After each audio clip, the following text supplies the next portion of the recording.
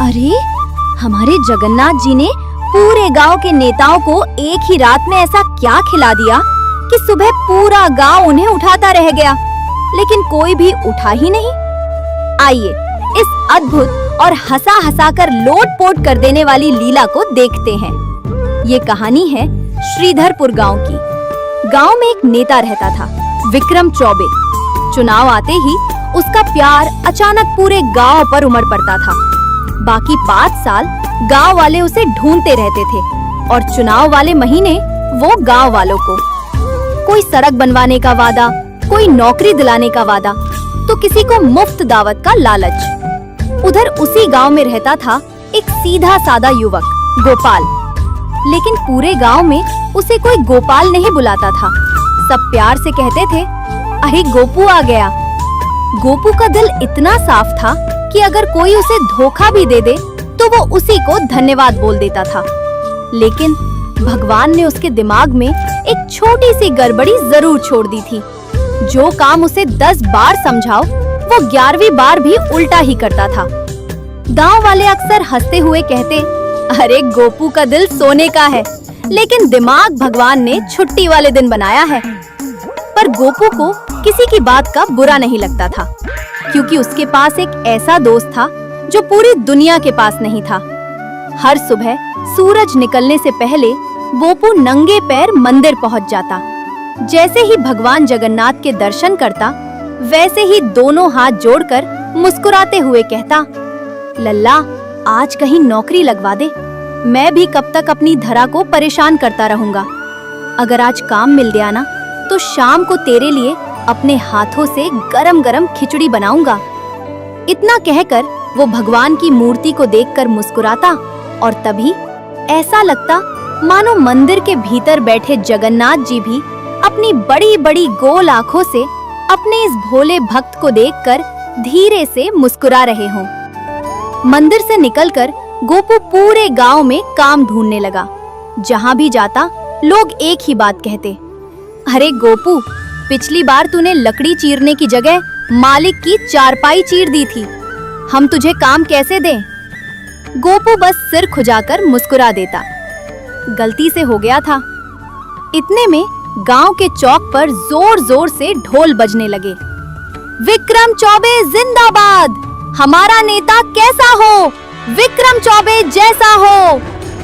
पूरा गांव झंडों और नारों से गूंज उठा। गोपू की आंखें चमक गईं।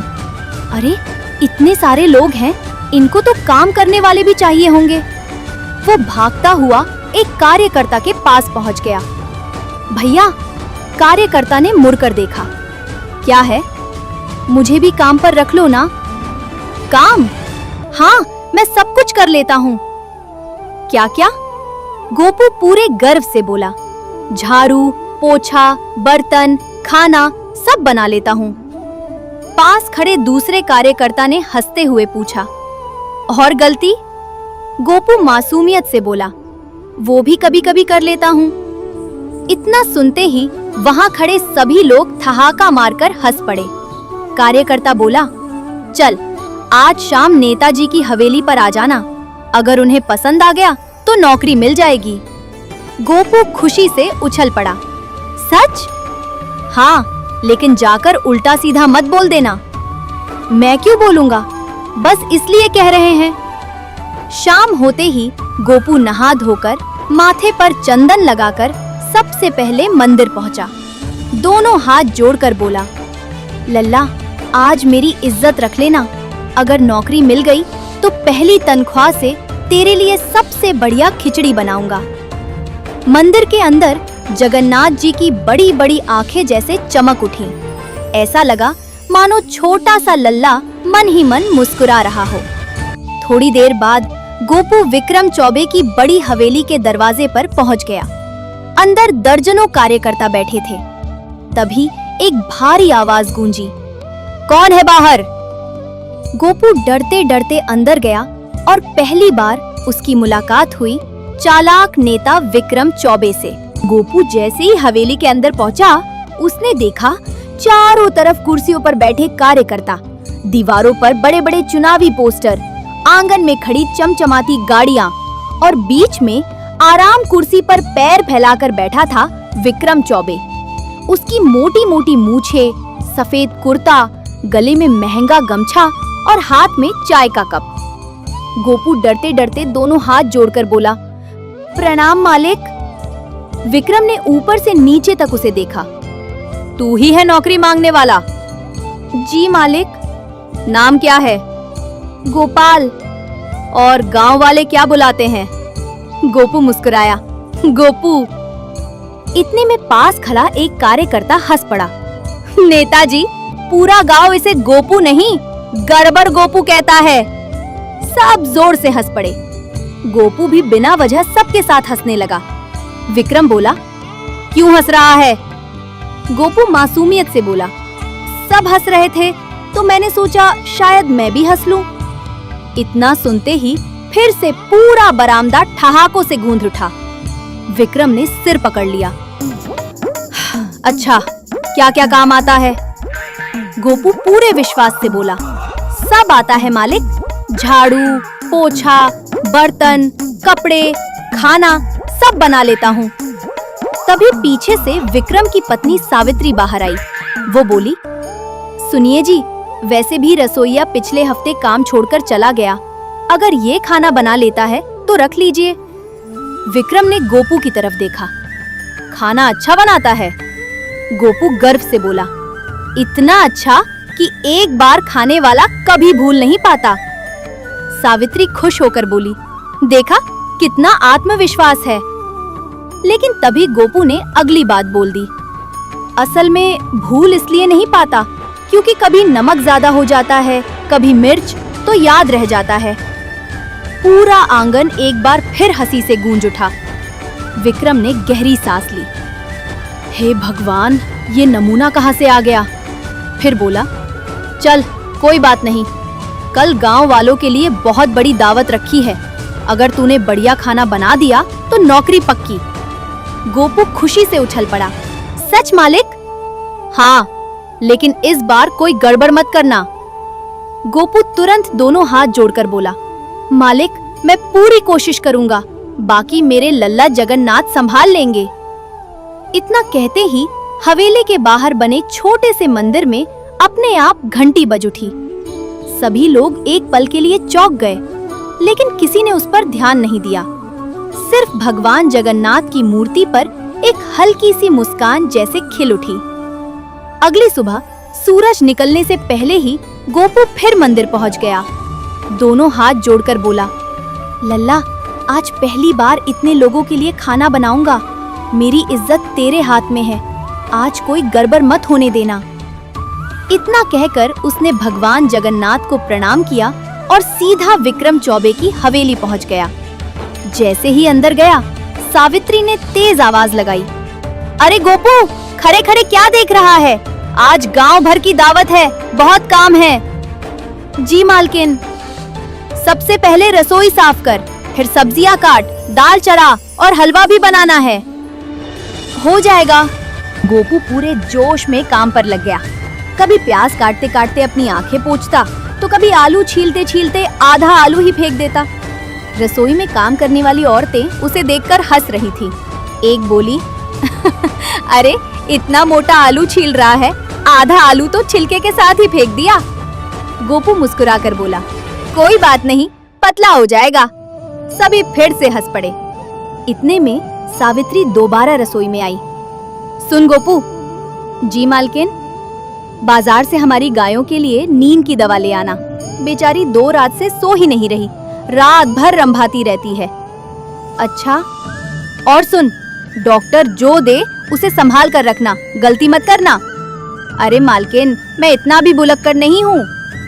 सावित्री ने मन ही मन कहा, यही बात सबसे ज्यादा डराती है। गोपू बाजार पहुंचा। जानवरों के डॉक्टर ने उसे दवा देते हुए कहा, सुनो, ये बहुत तेज दवा है, इसे सिर्फ गाय के चारे में मिलाना।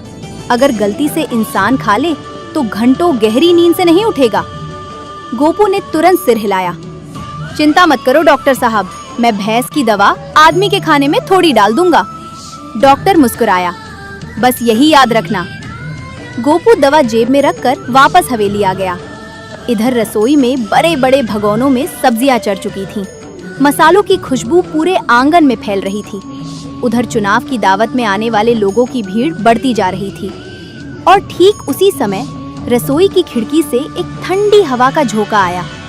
मंदिर की घंटियों की हल्की सी आवाज सुनाई दी। गोपू मुस्कुराकर बोला, आ गए ना लल्ला, बस आज मेरी इज्जत बचा लेना। भगवान जगन्नाथ की मूर्ति पर एक रहस्यमयी मुस्कान फैल गई, लेकिन अभी किसी को भी अंदाजा नहीं था कि कुछ ही देर में एक ऐसी मजेदार लीला होने वाली है जिसे पूरा गांव सालों तक याद रखने वाला था। रसोई के अंदर एक साथ 10-10 बड़े भगोने चढ़े हुए थे। कहीं दाल पक रही थी, कहीं आलू की सब्जी, कहीं खीर तो कहीं हलवा। गोपू अकेला एक भगोने से दूसरे भगोने तक भाग रहा था। अरे पहले नमक, अरे नहीं पहले हलवा, अरे दाल जल जाएगी। रसोई में खड़े बाकी नौकर उसकी हालत देखकर हंस रहे थे। तभी बाहर से विक्रम चौबे की तेज आवाज आई, गोपू! गोपू घबरा गया। जी मालिक। खाना समय पर तैयार होना चाहिए। आज गांव का एक भी आदमी भूखा नहीं जाना चाहिए। गोपू मुस्कुराया, भूखा तो कोई नहीं जाएगा मालिक, बस स्वाद कैसा होगा वो लल्ला जाने। इतना बोलकर वो खुद ही हंसने लगा। विक्रम ने माथा पकड़ लिया। हे भगवान, इसे किसने रखवा दिया? उधर सावित्री गायों की दवा वाला डिब्बा रसोई की एक मेज पर रखकर बाहर चली गई। उसी मेज पर मसालों के कई डिब्बे भी रखे थे, हल्दी, धनिया, गरम मसाला, हींग और बिल्कुल उनके बीच वही नीम की दवा। गोपू जल्दी जल्दी सब्जी में मसाले डाल रहा था। तभी बाहर से किसी ने आवाज लगाई, गोपू जल्दी आ, लकड़ियां खत्म हो गई हैं। आया। वो भागकर बाहर गया, लकड़ियां रखी, फिर दौड़कर वापस आया। अब उसे याद ही नहीं रहा कि कौन सा मसाला डाल चुका है और कौन सा बाकी है।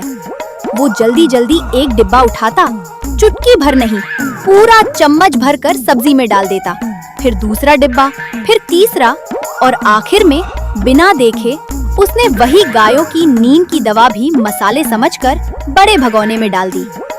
गोपू आराम से करछी चलाते हुए बोला, वाह, आज तो खुशबू भी बड़ी अलग आ रही है। उसी समय रसोई की खिड़की से फिर एक ठंडी हवा आई। मंदिर की घंटियां अपने आप बजने लगी। गोपू मुस्कुराकर बोला, समझ गया लल्ला, तुझे भी खुशबू पसंद आ गई। लेकिन मंदिर में भगवान जगन्नाथ के होठों पर एक गहरी रहस्यमयी मुस्कान थी, मानो छोटे से लल्ला ने मन ही मन कहा हो, गोपू तूने गलती की है, लेकिन आज इसी गलती से मेरी एक बड़ी लीला पूरी होगी। कुछ ही देर में सारी सब्जियां तैयार हो गईं। बड़े बड़े भगोने बाहर पंडाल में पहुंचा दिए गए। सैकड़ों गांव वाले, नेता, कार्यकर्ता सब पंगत में बैठ चुके थे और किसी को भी जरा सा भी अंदाजा नहीं था कि आज का ये भोजन पूरे गांव के चुनाव की दिशा बदलने वाला है। शाम ढलते ढलते विक्रम चौबे की हवेली के बाहर बड़ा सा पंडाल भर चुका था। गांव के बुजुर्ग, युवा, कार्यकर्ता सब पंगत में बैठे थे। विक्रम मंच पर चढ़कर जोर से बोला, भाइयों, पहले पेट भरकर खाना खाइए, फिर कल सुबह याद रखिएगा मुहर किस पर लगानी है। इतना सुनते ही कुछ लोग मुस्कुराए, कुछ ने ताली बजाई और कुछ मन ही मन समझ गए कि ये दावत क्यों रखी गई है। उधर गोपू बड़े प्यार से सबकी थालियों में खाना परोस रहा था। हर किसी से एक ही बात कह रहा था, अरे चाचा थोड़ा और ले लो, ताऊ हलवा भी चख लो, काका खाली मत उठना। लोग भी हंसते हुए बोले, अरे गोपू आज तो खाना बड़ा स्वादिष्ट बना है। गोपू गर्व से आसमान की तरफ देखकर बोला, मैंने नहीं, मेरे लल्ला ने बनवाया है। दावत खत्म होते होते रात काफी हो चुकी थी। एक एक करके लोगों की आंखें भारी होने लगी। एक कार्यकर्ता बोला, अरे आज तो बड़ी नींद आ रही है। दूसरा बोला, लगता है बहुत ज्यादा खा लिया। इतने में धड़ाम एक आदमी कुर्सी पर ही खर्राटे मारने लगा, फिर दूसरा, फिर तीसरा। कुछ ही मिनटों में पूरा पंडाल खर्राटों की आवाज से गूंज उठा। कोई चारपाई पर सो गया, कोई जमीन पर, तो कोई थाली हाथ में लिए ही खर्राटे मारने लगा। विक्रम चौबे घबरा कर चिल्लाया, अरे ये सबको एक साथ क्या हो गया? वो हरिया को उठाने लगा, हरिया उठ! लेकिन हरिया तो ऐसे सो रहा था जैसे बरसों की नींद पूरी कर रहा हो। विक्रम ने 2-3 लोगों को हिलाया, किसी ने आंख तक नहीं खोली। उधर गोपू को लगा कि सब लोग खाना खाकर आराम कर रहे हैं। वो मुस्कुराकर बोला, वाह, सबको मेरा खाना इतना पसंद आया कि खाते ही चैन की नींद आ गई। ये सुनकर विक्रम गुस्से से उसे घूरने लगा। अबे, ये आराम नहीं कर रहे, ये उठ ही नहीं रहे। लेकिन गोपू को फिर भी कुछ समझ नहीं आया। रात किसी तरह बीत गई।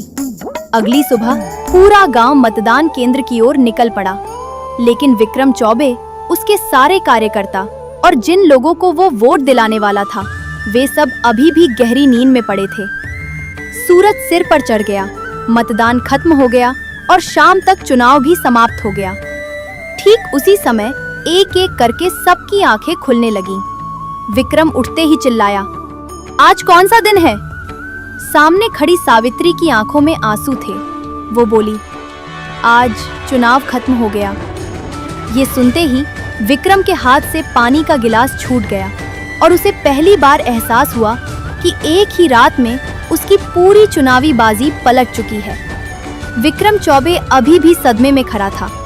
इतने में गांव का वैद्य वहां आ गया। उसने एक एक करके सबकी नब्ज देखी, फिर बोला, घबराइए मत, इन सबकी जान को कोई खतरा नहीं है। लेकिन विक्रम घबरा कर बोला, लेकिन क्या? वैद्य ने जमीन पर पड़ा खाली डिब्बा उठाया। उस पर लिखा था, पशुओं के लिए नींद की दवा। ये देखकर सावित्री के चेहरे का रंग उड़ गया। अरे, यही तो मैं गायों के लिए मंगवाई थी। वो अचानक चिल्लाई, गोपू! हे भगवान, कहीं उस भोले ने... इतना सुनते ही सबकी नजर रसोई की तरफ गई। बड़े भगोने के पास वही खाली डिब्बा पड़ा था। अब किसी को कुछ समझने में देर नहीं लगी। विक्रम गुस्से से कांपने लगा। गोपू, उस गधे ने पूरे गांव को भैंसों की दवा खिला दी। उधर गोपू को अभी भी कुछ पता नहीं था। वो रास्ते में चलते चलते मुस्कुरा रहा था। आज तो मालिक भी खुश होंगे। सबने खाना बड़े चाव से खाया और खाते ही चैन की नींद सो गए। तभी पीछे से जोर जोर की आवाजें आने लगी। पकड़ो, भागने मत देना! गोपू ने पीछे मुड़कर देखा। विक्रम, हरिया और दर्जनों लोग लाठी लेकर उसकी तरफ दौड़ रहे थे। गोपू घबरा गया। अरे बाप रे, लगता है हलवा कम पड़ गया। वो अपनी जान बचाकर भागने लगा। पीछे से विक्रम चिल्लाया, अबे रोक, तूने हमें भैंस बना दिया। गोपू भागते भागते बोला, मालिक, मैंने क्या किया? रोक, अभी बताते हैं।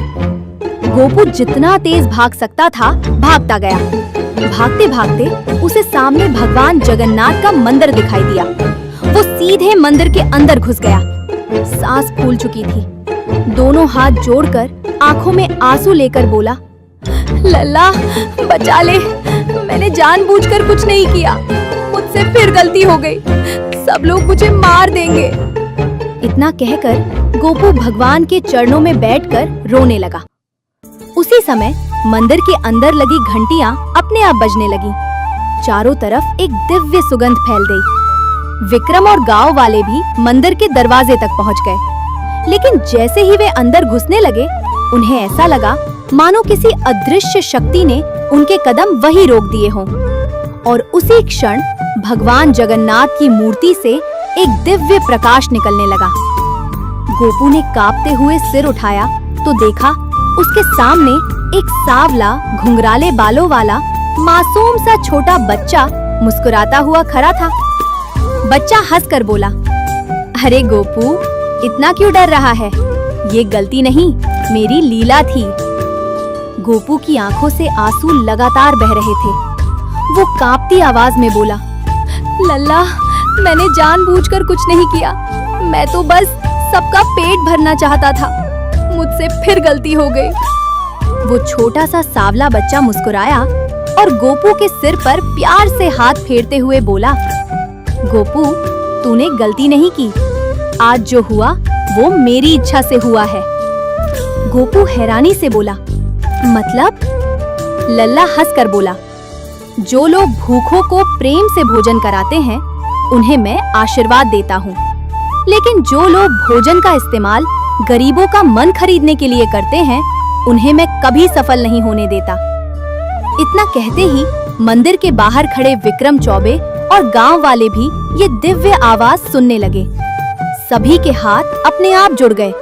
भगवान फिर बोले, गोपू, तेरे हाथों से दवा गलती से नहीं गिरी, मैंने गिरवाई थी, क्योंकि अगर लालच से वोट खरीदे जाते तो गांव का भला कभी नहीं होता। गोपू फूट फूट कर रोने लगा। लल्ला, मैं तो कुछ भी नहीं हूँ। छोटा सा बच्चा मुस्कुराया, इसीलिए तो तू मुझे सबसे प्रिय है। जिसके मन में छल नहीं होता, मैं उसकी छोटी सी भूल को भी अपनी लीला बना देता हूँ। इतना कहकर उस छोटे से लल्ला ने गोपू का हाथ पकड़ा और उसे मंदिर के बाहर ले आया।